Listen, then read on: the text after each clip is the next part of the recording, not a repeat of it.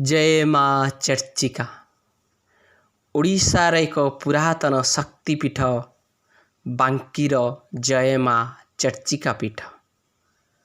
भुवनेश्वर माँ चर्चिका पीठर दूरता 50 रु 55 किलोमीटर दूरता हेबो किंबा आपण कटकरू गले मध्य सेई दूरता 50 रु 55 किलोमीटर हेबो।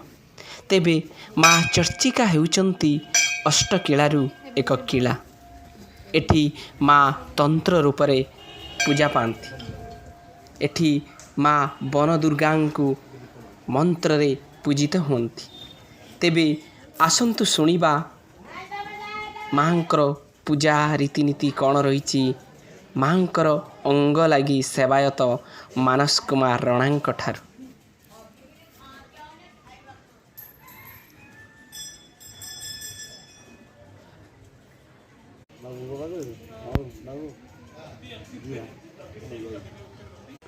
मु मानस कुमार रणा माँकर अंग लगी सेवायत।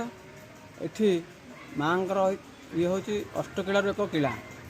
अष्टकिला एठी माँकर तंत्र उपर पूजा हुए। माँ वनदुर्गा मंत्र रे पूजित होती।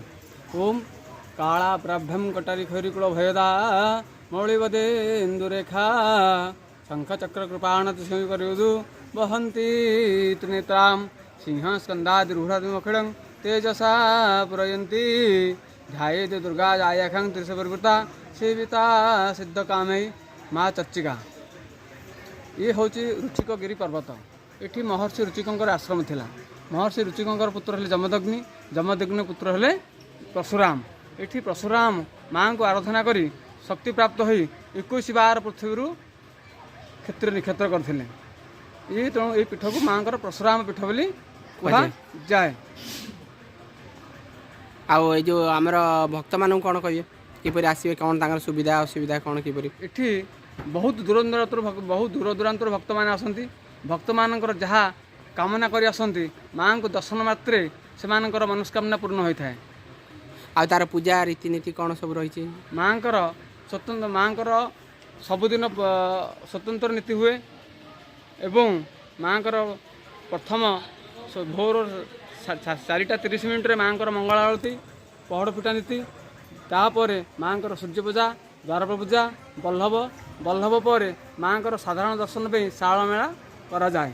इतिमध्य सकाळ धूप 10:30 रु 11टा मध्य हुए।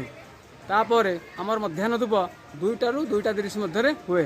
तापर आमर संध्या धूप 6टा रु 6:30 भितर हुए। जब शीत दिन पड़ता है तो 5:30 रु 6टा भितर हो जाए। आमर राति धूप राति 10 रु 10:30 मध्य हुए। माँकर ये हूँ स्वतंत्र नीति। एवं पूजा मानक पूजा पर्व मानक माँकर टी नीति परिवर्तन होता है। धरतु महाअष्टमी दिन माँकर नीति परिवर्तन हुए। पणा संक्रांति दिन माँकर ठिया पहुड़ से दिन माँकर केवल जहाँ भोर द्वार फुटा नीति आरंभ हो राति सकाळ पर्यंत माँकर पहड़ खोला रही था। हाँ अच्छा ताले आम धर दूर दूरांतर आम जो भक्त मैंने आसुवे से धर आसवे आम 12टा समय मध्याह्न समय आमर अन्न भोजन व्यवस्था थाए ना किपरि से बाहर खाइबे ना कौन तापर ना माँकर स्वतंत्र आमर खंजा थाए। अच्छा आम आमर खंजा भोग अनुसार जहाँ नीति थाए रजा अमल से खंजा नीति अनुसार आमर नैवेद्य प्रस्तुत हुए। किंतु धरतु आपण मैंने जब बाहर किसी आसुँच से आम बराद अनुसार हुए। अच्छा अच्छा हाँ धन्यवाद ना आमको संपूर्ण सूचना दे आउ भक्त मान कौन आशीर्वाद सूचक कह भक्त मान माँ समस्त भक्त मानकर मंगल कामना करी माँ समस्त सपरिवार मानक घंट घोड़े आशीर्वाद करंतु। जय माँ चर्चिका। जय माँ चर्चिका।